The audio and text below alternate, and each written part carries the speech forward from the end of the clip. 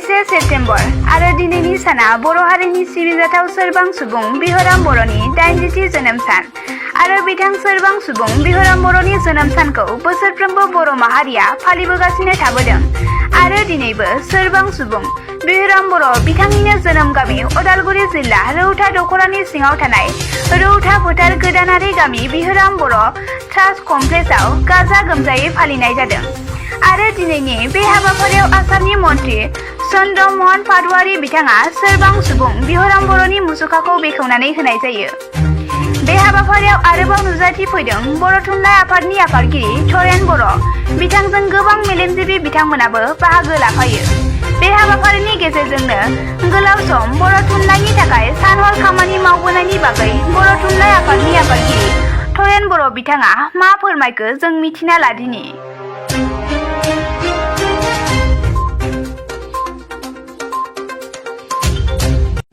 जोबोर गोजोनथाव बाथ्रा जोङो सासे संग्रामि नेता बर' थुनलाइ आफादनि गोबाव सम गाहाय नेहाथारि प्राय 18 बोसोर गाहाय नेहाथारि बिबान लानानै खामानि मावबोनाय आरो 3 बोसोर लेङाइ आफादगिरि महरै खामानि मावबोनाय सासे बर'नि जोहोलाव होनजायो संग्रामि नेता बे बिहराम बर'नि बे मुसुखाखौ बेखेवनायाव दिनै जोङो आरो बेखेवनो लानायखौ जों गोजोननाय मोनदों।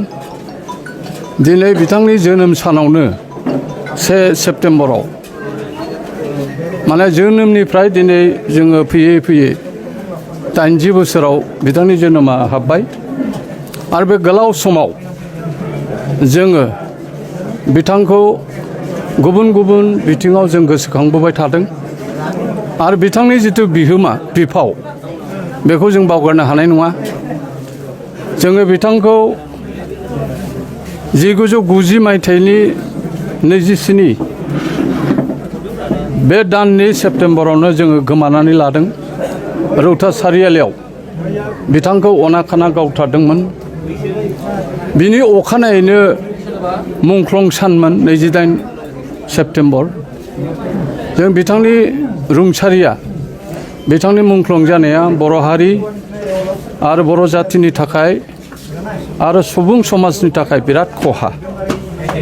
दिनै जों बिथांनि जोनोम सानजों लोब्बा लाखिनानै जोङो बिथांनि जिथु मुसुखा बे मुसुखाखौ बेखेवनो लादों। बे गावनि जोनोम जायगा खाथि रौता फोथाराव जोङो आगोलावनो बेखौ थांखि लाखादोंमोन जे जोङो जेसेबांनोखि जोंनि बर' थुनलाइ आफादनि आफादगिरि नेहाथारि जिउ गारनांदों सेक्रिफाइस सुप्रिम सेक्रिफाइस खालामदों। दिनै बिनेश्वर ब्रह्म मुंख्लं बिनेश्वर ब्रह्मखौ जोङो देबरगावनि जिथु मार्टेर सेमेस्ट्रि बहायबो जोङो मुर्तिखौ खालामनो हादों बिटिसिनि जोहै। जोङो बिहराम बर'नि सोरबां सुबुं बिहराम बर'नि मुर्तिखौबो जोङो बानायनो थाखाय जोंहा प्रप'जाल मोनसे दङ आरो जोंनि माखासे जायफोरनिखि लेजेन्डारि वार्कार जायफोरनिखि जिउै माहामै बर' हारिनि थाखाय बर' राव थुनलाइनि थाखाय माने नांबोदोंमोन बिथांमोनखौ गोसोखांथि हिसाबै जोङो बेबायदि मुसुखा बानायनानै जोङो गोसोखांनायनि जिबोनाय बिथांमोनखौ जोङो गोसोखांनो जोङो अराय जों नांगोन आरो इयुन जोलैया जाहाथे बेखौ गोसोखांबाय थानो हायो। दिनै जोङो गोजोननाय मोनदों बेनि जिथुनाखि ट्रास्ट कमिटि दं जिथुनाखि फोथायफुन्जि जों दानानै होदों बे फोथायफुन्जिनि मददआव उदालगुरि जिल्ला बर' थुनलाइ आफाद आरो बे रौता प्राइमारिनि बिथांमोननि नाजानायाव बिथांमोननि अनसुंथायाव आरो जोंनि बिटिआर एबा बिटिसि सरकारनि अनसुंथायाव आरो माखासे आयेन आफादनि सोद्रोमा जायफोर एमएलएफोर दं आरो बिसेसकै आथिखालनि स्पिकार जायखौ बुंथिगिरि होनदों आयेन आफादनि बिस्वजित दैमारिनिबो बहाय एसे कन्ट्रिबिउसन दं जों मिथिगौ। बेनिखायनो जोङो जोंनि जायफोरनोखि हारिनि थाखाय जिउयै माहामै खामानि मावनानै बावसोमलांबाय बिथांमोनखौ जों गोसोखांनांगौ आरो बेखौ गोसोखांनायनि जाहोनानो जाहैदों इयुनाव जोङो बिथांमोननि जिथुनिखि बिहोमा बिथांमोननि जिथुनिखि बिफाव बेखौ जोङो मुलुग दरबाराव जोङो फोसावनायनि लाहार फाहारखौ खालामगोन। दिनै जोङो जयभद्र हागजेर मेम'रियेल भबन खालामदों, रुपनाथ ब्रह्म मेम'रियेल भबन खालामदों आरो बेनो जों माखासे फोथायफुन्जि खालामदों, बिनेश्वर ब्रह्म फोथायफुन्जि। दा जों धरनिधर औवारि बिथांनिखौबो जों खालामनो नागिरदों आरो बानेश्वर बसुमतारिनिखौबो जों खालामनो नागिरदों। दा बेबायदिनो जोङो माखासे बर' थुनलाइ आफादजों लोब्बा थानानै खामानि मावनाय दैदेनगिरि बिथांमोनखौ गोसोखांथि हिसाबै जोङो बे खामानिखौ मावनो नाजादों आरो बेवहाय रायजो राजा आरो जायफोरनिखि जोंनि हारिमायारि आफादफोर दं बिथांमोननि अनसुंथाइखौ जों अरायनांगोन। अब्लासो जोङो जोंनि साननाय, जोंनि सान्थौ, जोंनि मिशन एन्ड भिजन बेखौ जोङो जाफुंसार होनो हागोन आरो मुलुगाव बर' जाथि हिसाबै जोङो थांना थानायनि जिथुनिखि मर्यादा बे मर्यादाखौ जों होनो हागोन। आं बेखौनो आसा फारिदों। जोंनि गेजेराव जोङो इउनिटि एन्ड इन्टिग्रिटि, जों जि धोरोमाव थाया मानो, जि राजखान्थियाव थाया मानो, जोङो बर' फिसा हिसाबै जोङो खौसे जानानै जोंनि राव थुनलाइ हारिमु जौगानायनि थाखाय जोङो नांबोदोंमोन। जों स्क्रिप्ट, रमान स्क्रिप्ट बिदोंमोन। बै समाव जोङो बर' रावनि थाखायनो बिराद जुजिबोदोंमोन। दिनै LP स्कुलनिफ्राय एकदम इउनिभार्सिटि लेभेलसिम बर' जाथिया खुनु आन्दलन खालामालासिनो मोनफेराखै। रावखौबो जोङो येस मेडाम, येस सार होननानै मोनफेराखै। माने जिथुनिखि बिफाव बेखौ जोङो मुलुग दरबाराव जोङो फोसावनायनि लाहार फाहारखौ खालामगोन। दिनै जोङो जयभद्र हागजेर मेम'रियेल भबन खालामदों, रुपनाथ ब्रह्म मेम'रियेल भबन खालामदों आरो बेनो जों माखासे फोथायफुन्जि खालामदों, बिनेश्वर ब्रह्म फोथायफुन्जि। दा जों धरनिधर औवारि बिथांनिखौबो जों खालामनो नागिरदों आरो बानेश्वर बसुमतारिनिखौबो जों खालामनो नागिरदों। दा बेबायदिनो जोङो माखासे बर' थुनलाइ आफादजों लोब्बा थानानै खामानि मावनाय दैदेनगिरि बिथांमोनखौ गोसोखांथि हिसाबै जोङो बे खामानिखौ मावनो नाजादों आरो बेवहाय रायजो राजा आरो जायफोरनिखि जोंनि हारिमायारि आफादफोर दं बिथांमोननि अनसुंथाइखौ जों अरायनांगोन। अब्लासो जोङो जोंनि साननाय, जोंनि सान्थौ, जोंनि मिशन एन्ड भिजन बेखौ जोङो जाफुंसार होनो हागोन आरो मुलुगाव बर' जाथि हिसाबै जोङो थांना थानायनि जिथुनिखि मर्यादा बे मर्यादाखौ जों होनो हागोन। आं बेखौनो आसा फारिदों। जोंनि गेजेराव जोङो इउनिटि एन्ड इन्टिग्रिटि, जों जि धोरोमाव थाया मानो, जि राजखान्थियाव थाया मानो, जोङो बर' फिसा हिसाबै जोङो खौसे जानानै जोंनि राव थुनलाइ हारिमु जौगानायनि थाखाय जोङो नांबोदोंमोन। जों स्क्रिप्ट, रमान स्क्रिप्ट बिदोंमोन। बै समाव जोङो बर' रावनि थाखायनो बिराद जुजिबोदोंमोन। दिनै LP स्कुलनिफ्राय एकदम इउनिभार्सिटि लेभेलसिम बर' जाथिया खुनु आन्दलन खालामालासिनो मोनफेराखै। रावखौबो जोङो येस मेडाम, येस सार होननानै मोनफेराखै। दा बेनिखायनो जोंहा आन्दलन जाथि हिसाबै, सोमावसार जाथि हिसाबै जोङो थांनानै थाबोदों आरो जोंनि फाउन्डेसना जाहैबाय संग्राम। दिनै जगेन बसुमतारिनि जिउ खौरांखौ नाय।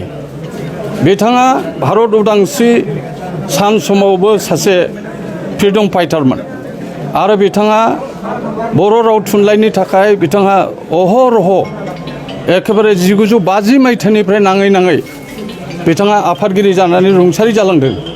बिथाङा मोनसे खोथाखौ बुंदों जे बिहु बर'जों, बिहुराम बर' आदाजों बिथाङा मावफादोंमोन। बिथाङा जेला आफादगिरि जायो 86आव सालबारियाव बेयो गाहाय नेहाथारि जादों आरो बिहुराम बर'आ 1972निफ्राय एकदम 18 इयार्स बियो गाहाय नेहाथारिनि बिबानखौ लानानै खामानि मावदों आरो बिसेसके आङो दरं जिल्ला बर' थुनलाइ आफादा बै समनि आथिखालनि उदालगुरि जिल्ला बै समाव बर' बिजोंखौ गायसननो थाखाय बिहुराम बर'आ जिउयै माहामै गुबुन हारिफोरजों फाइट खालामनानै, अफिसियेल मानसिफोरजों फाइट खालामनानै आनडिभाइडेड दरं जिल्लायाव सान समावबो सासे फ्रिडम फाइटारमोन आरो बिथाङा बर' राव थुनलाइनि थाखाय बिथाङा अहरह एखेबारे 1950 मायथाइनिफ्राय नाङै नाङै बिथाङा आफादगिरि जानानै रुंसारि जालांदों। बिथाङा मोनसे खोथाखौ बुंदों जे बिहु बर'जों, बिहुराम बर' आदाजों बिथाङा मावफादोंमोन। बिथाङा जेला आफादगिरि जायो 86आव सालबारियाव बेयो गाहाय नेहाथारि जादों आरो बिहुराम बर'आ 1972निफ्राय एकदम 18 इयार्स बियो गाहाय नेहाथारिनि बिबानखौ लानानै खामानि मावदों आरो बिसेसके आङो दरं जिल्ला बर' थुनलाइ आफादा बै समनि आथिखालनि उदालगुरि जिल्ला बै समाव बर' बिजोंखौ गायसननो थाखाय बिहुराम बर'आ जिउयै माहामै गुबुन हारिफोरजों फाइट खालामनानै अफिसियेल मानसिफोरजों फाइट खालामनानै आनडिभाइडेड दरं जिल्लायाव बर' मिडियामखौ गायसनदोंमोन बेनि अनेक जारिमिन दं दा बेबायदि मानसिखौ जोङो खोमानानै लादों जोंहा दुर्भाग्यआ बेनो जे जों बेबायदि मानसिफोरखौ जोङो खोमानानै लादों आरो बेबायदि लिजेन्डारि टाइप बेबायदि जोङो सासे माने बिर जोहोलाव बायदि मानसिखौ जोङो बे बुब्लियाव जोनोम सानल' नङा जोङो गुबुन समावबो जों गोसोखांनांगौ आरो गोसोखाङोब्ला जोङो इयुन जोलैनो खोन्थानो हागोन जे बिहुराम बर'आ सासे लौह मानबमोन हि वाज ए आयरन मेन मानो दोनदों बेखौ मानो जों सोरबां सुबुं दोनदों बे रावखौबो गियामोन डाउनलेस पिपलमोन बियो रावखौबो गियामोन बियो जुजियोमोन बियो बेनिफ्राय जोङो अनेक समाव आं मावफानानै नुदों धेकियाजुलियाव जेला बिराद दावराव जायो तामुलपुराव जेला बिराद दावराव जायो बियो बिराद टेनसनाव गोलैदोंमोन जों थाफानानै खुनुरुखम माने बेखौ जोङो मदद होनानै खामानि मावबोनाय हिसाबै जों बिथांखौ मोनदों आरो बिथाङा मोनसे डायनामिजम दंमोन बिथाङा ओरैबायदि डायनामिजममोन सोरबा डेलिगेटआ थान्दैया जुदि माबा बुंबाय थादोंबा बे रिजुलिउसनखौ लिरबायानो बेबायदि मानसि कर्मश्री वार्क कालसारा बिराद स्ट्रंमोन बियो आरो बे वार्क कालसारखौ इयुन जोलैया लानांगौ आरो बिहुराम बर'नि बे जिथुनिखि मिशन एन्ड भिजन बे गोजोर जाथों जों आसा फारियो आरो दिनैनि बे बुब्लियाव जोङो बिथांनि मुसुखाखौ बेखेवनाय लोगो लोगो जों बिथांखौ मान मर्यादा होनो हागोन होननानै जों सानदों आरो न'खरनि मानसिया गोजोननाय मोनगोन बेखिनिखौ आं बुंबाय आरो सोरबां सुबुं बिहुराम बर'नि जिउमाया जाहाथे सोरगोआव आलो गोजोनै थायो आरो जोंखौ बोर सारस्रिहरो